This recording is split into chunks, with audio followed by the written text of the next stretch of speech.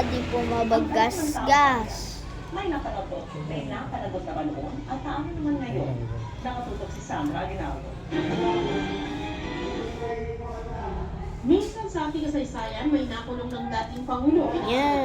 at mga dating opisyal ng gobyerno matapos magawit sa katiwalian. Nariyan ang kontrobersya kaugnay sa pagtanggap umano ng weteng payola at stock manipulation na nauwi sa impeachment at pagpapatalsik sa pwesto kay Zoom dating ko, ah. Pangulong Joseph Estrada. 16 Estrada times. nakulong at nakatulang guilty sa kasong plunder, pero kalaunan ay nabigyan ng executive clemency. Nariyan ang umulit na anumalyang MPNZTE deal noong 2007.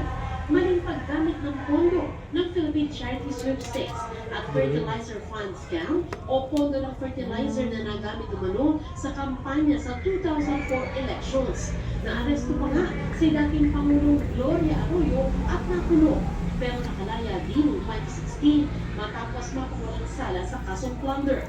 Nakulong sa kasong plunder si Janet Lim Napoles at mga senador na sina Bong Revilla at Jinggoy Estrada, habang na-hospital arrest si Juan Ponce Enrile. Pero napawalang sala sina Revilla, Estrada at Enrile. Ngayon si Napoles na lang ang nakakulong matapos mahatula.